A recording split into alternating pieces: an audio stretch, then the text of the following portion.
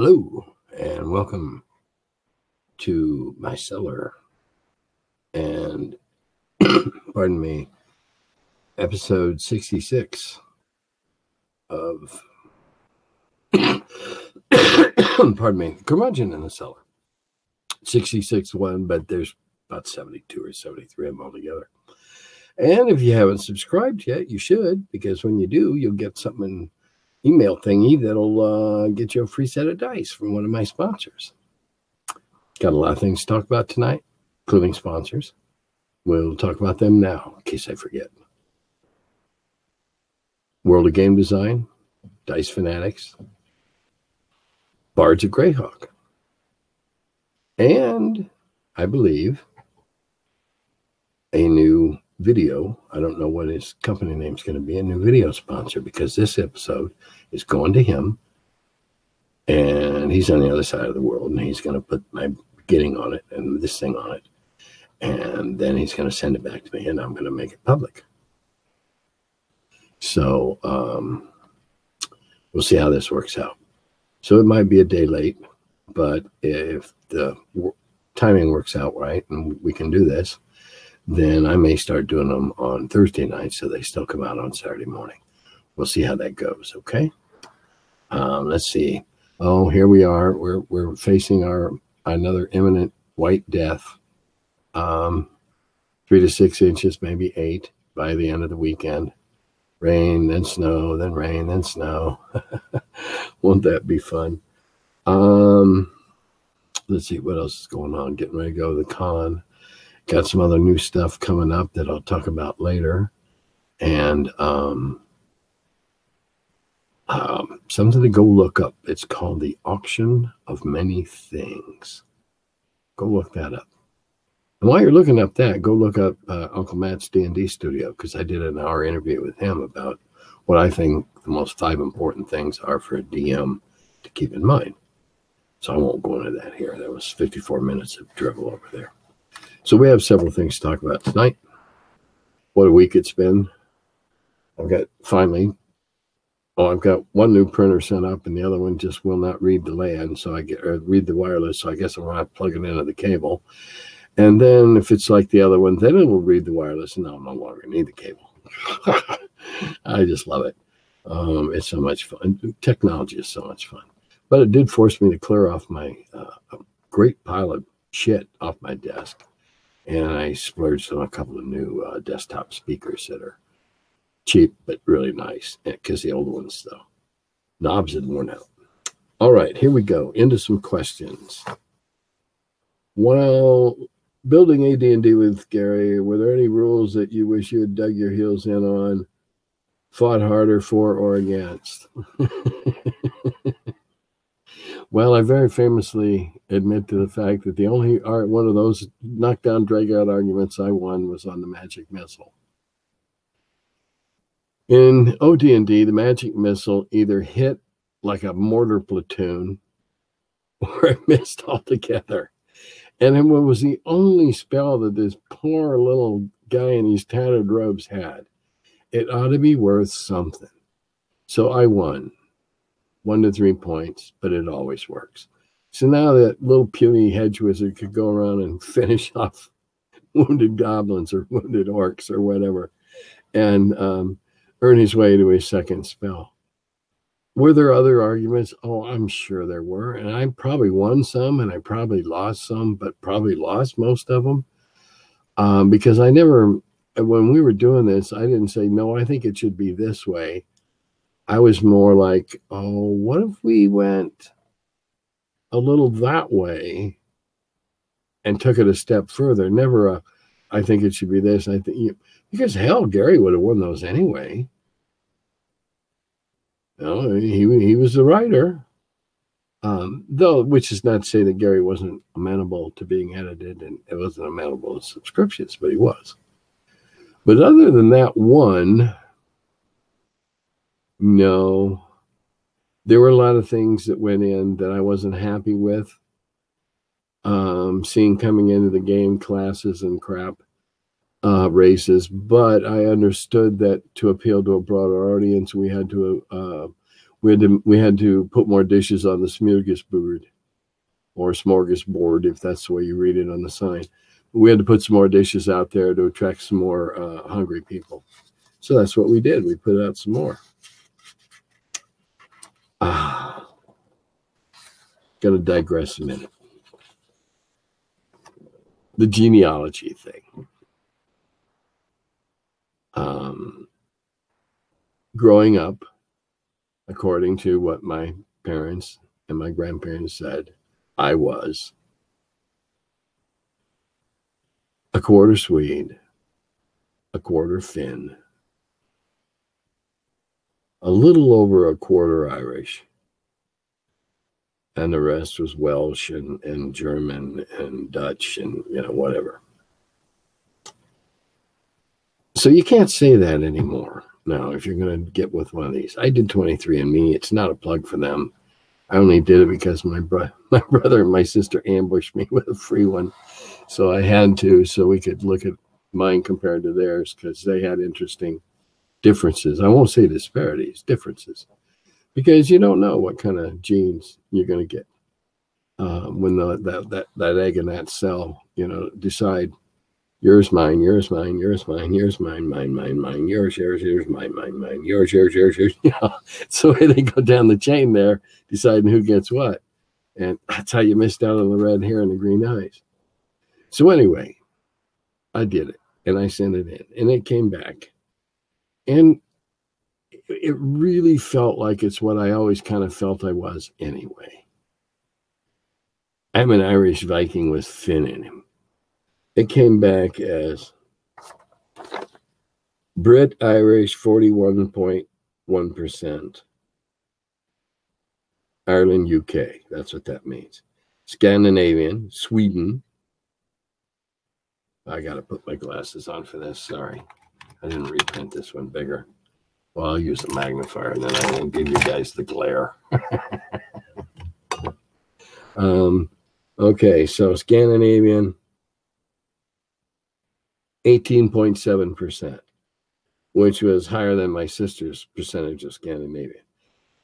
My brother, according to the two he did, he just took the third one. Says he has no Irish in him at all, and yet he's the spitting image of our Irish Grandpa Jim and one of Grandpa Jim's sons, who took after Jim, but my brother looks even more like him. Let's see, a Finnish, 14.6%, French and German, 9.8%, broadly Northwestern European, 14%. Well, when you figure all those shenanigans that went up in broadly Northwestern European, Holland, you know, the Low Countries, etc. Broadly European, meaning, you know, just discretions in the background. And then East Asian and Native American, 0.1%. Saying it's broadly Chinese and Southeast Asian. Well, I know that my grandpa's military uncle guy that was served in the King's Regiment. I know. Whoops, excuse me. I know this is red, but part of this is what I was going to talk about later, so I had to get it now.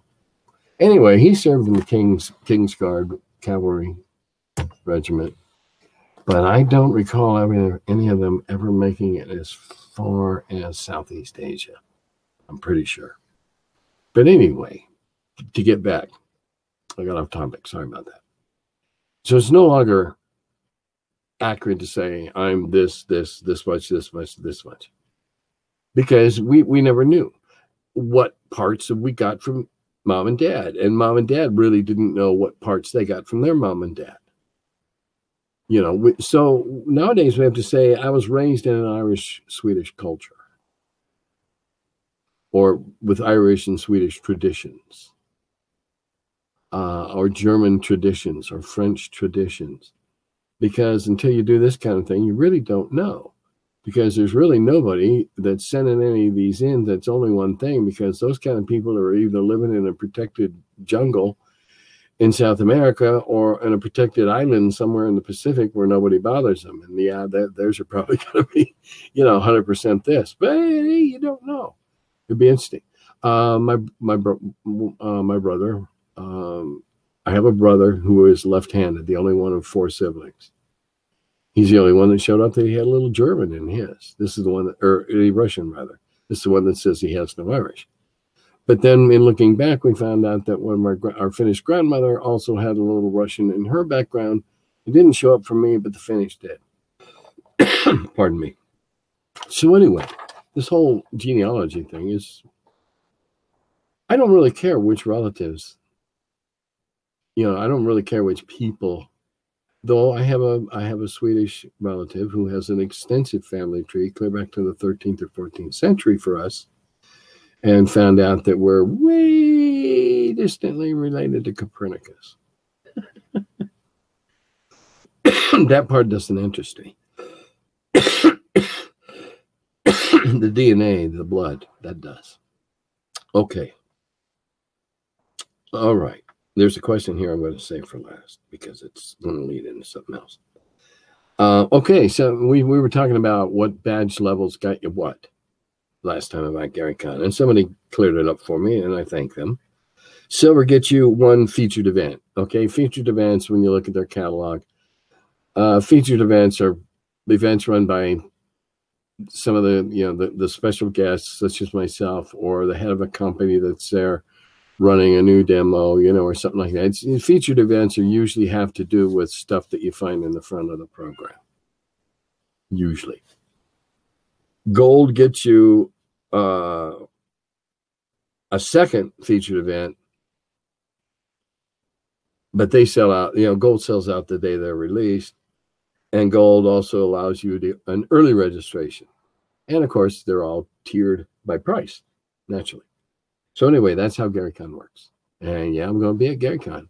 Going to be at GaryCon with Olgar Games, and I'm going to be, which means I might do booth time. Oh God! But you might catch me there to sign stuff. Who knows? Let's see what's next. Okay, gentleman says, I dropped out of gaming for almost 20 years, and I'm very surprised about the number of players today who have battle mats and miniatures and never just sat around the table and role played. Well, my first answer is they didn't have to. When somebody says, hey, you want to come play? They already had all that stuff, that stuff was already made. It was already being used. When us old farts started, we didn't have any of that. It was all theater of the mind. And that, that's how we played. And so now you get away from it. You didn't see how they crept in. First, battle mats. Battle mats are a wonderful thing to have at conventions, on convention tables, with dry erase markers for those games that need it, or those players that need it, or those DMs that want it. Wonderful thing. We didn't have them, no. We tried to figure it out on a spare sheet of graph paper or whatever, and then, went in and did it. So I don't blame them for that. They were lucky. As I've said many times before, when I started playing in 74, there were no figures that were made for fantasy role playing. There were some knights made by various people in that, but they were on a horse, with caparisoned armor and all this kind of stuff. Not what we were looking for, scruffy men-at-arms types. Or if you did, you found, the halberdier in a standing pose.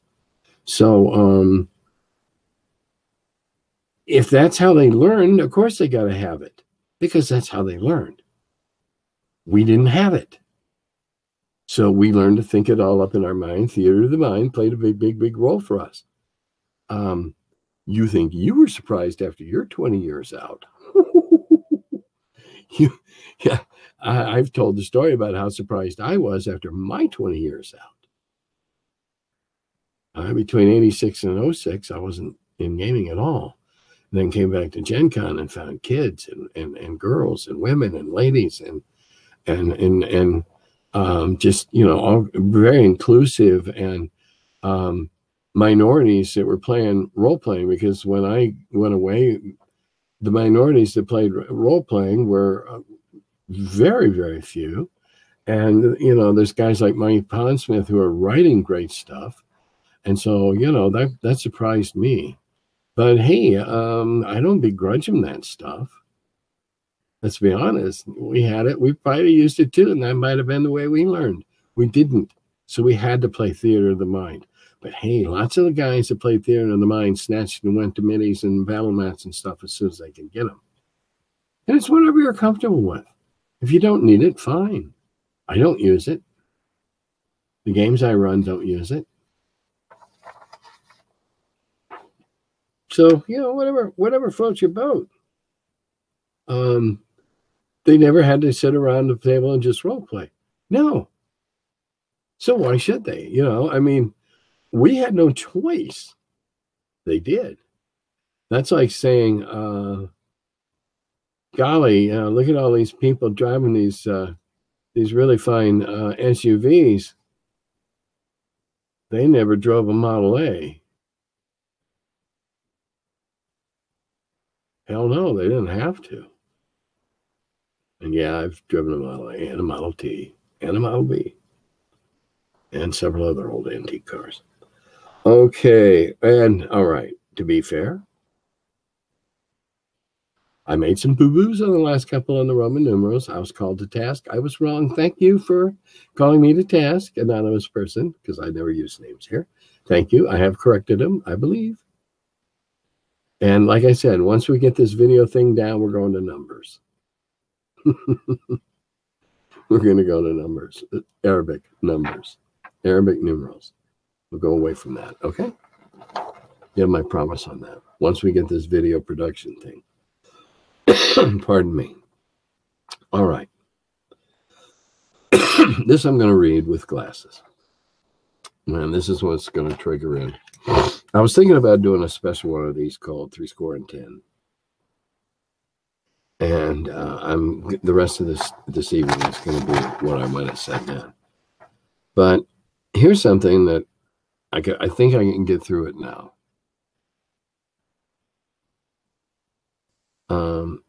Were you aware that during your illness, some of your friends and followers virtually battled your cancer at the game table? Dice and Logos had drawn a dungeon map based on intestines. It was quickly adapted as an adventure where player characters would enter to combat the evil corruption, cancer, therein to save the kingdom king. It was cathartic because many of us felt helpless that we couldn't do more for you. We were happy to send prayers and positive thoughts, but virtually stabbing your illness was oddly satisfying also.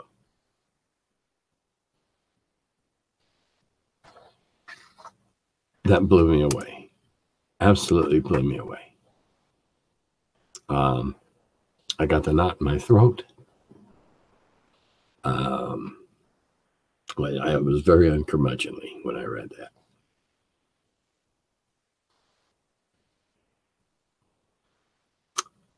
On the 14th, I turned 70.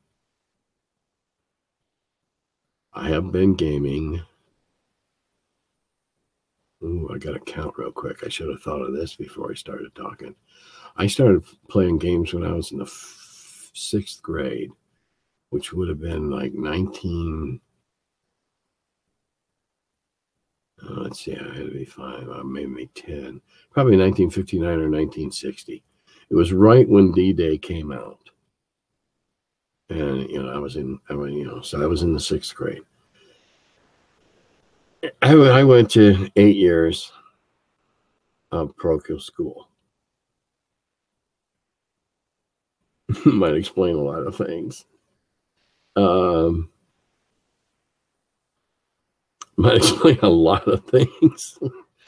Mike Ginkler, found this game, and we were enthralled, and we played it off and on through 8th grade. And that's how long I've been playing board games. I didn't even discover minis until late 72 it would have been, down at Carbondale when I was at Southern Illinois University, Carbondale. And that really hooked me, which led me to chainmail, which led me to calling Gary about a question, which inevitably led me to TSR and role-playing. So I've had a very interesting follow your nose journey. Go this way, go that way, go that way, make a phone call, go there. So I've been very fortunate, and I'm very aware of that. I'm extremely fortunate that I'm still alive, that we caught the cancer before it metastasized. But more than that, I'm more fortunate for all those prayers and good wishes. And now I find, I guess you'd call those homeopathic treatment games, stabbing that cancer dead. And I've never, ever taken that for granted, ever. When I was getting all those good well wishes, just like, my goodness, I got hundreds of birthday wishes. And what I say to everybody now that's listening that sent one, thank you so much. I'm so glad to be here to take those wishes. My wife and I were talking today. Here I am, 70. I'd like to make 12. I don't know. That just sounds like a nice number. So looking back, I've got 70 years, all those years in gaming, probably 50 years in gaming, I guess. Long time.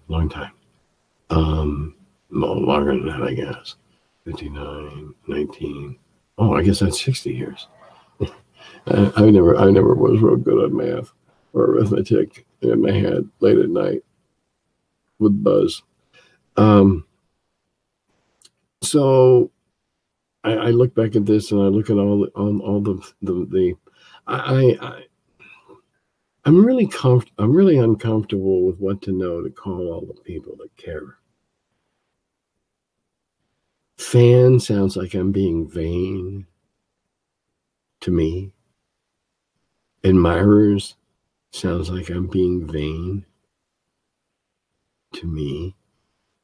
Though many people have used those words to describe themselves to me, I'm still rather uncomfortable with that. I don't think I don't appreciate it, but I just don't know of a term that would really fit there. But I've told the story about how when I had to change my latest stock, and told her very calmly how I'd been prayed for by just every religion and every kind of place people got together and prayed across the world she could think of, and I wasn't taking it lightly, and she could see that I wasn't. I'm a lucky guy. I'm married to the same lady since 1970, be 49 years in July. I'm lucky I had 2 healthy children, and they've each had 2 healthy children, and some of them have had healthy children. Looking back on gaming and how it's changed, again, I fight with people thinking I'm blowing my own horn. But when I look back on where gaming was when I entered the industry in 1975 and where it is today, you might not see it, and it's very uncurmudgeonly. But inside, that guy inside is smiling from ear to ear. There used to be a cartoon in like, I can't remember, Playboy Penthouse. It was called The Man Inside. And there'd be a drawing of a gentleman walking down the street in a suit carrying a briefcase, and the man inside is being very inappropriate. And I've often related to that.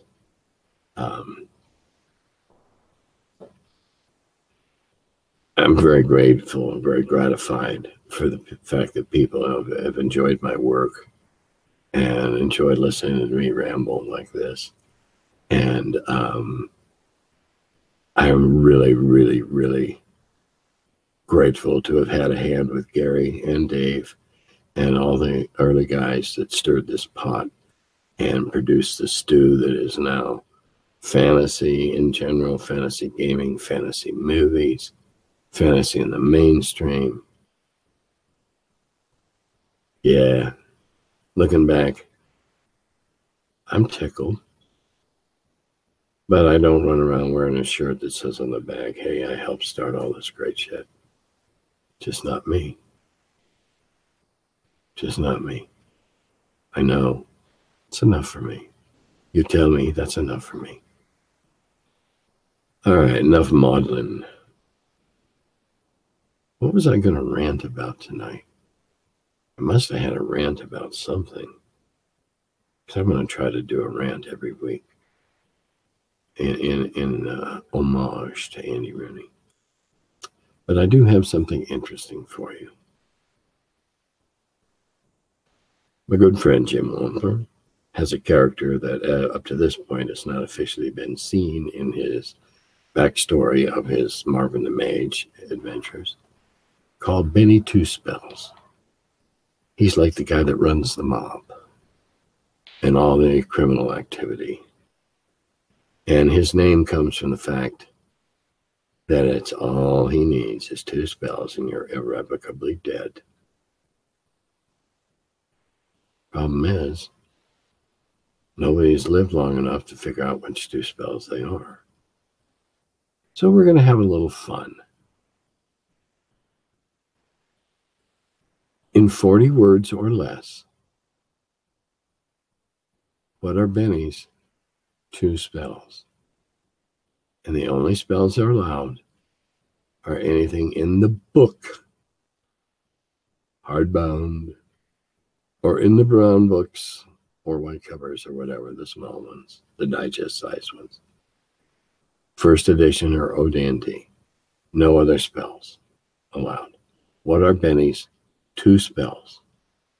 And not only the best pairing of 2 spells and their synergy, but also the most amusing description of them in,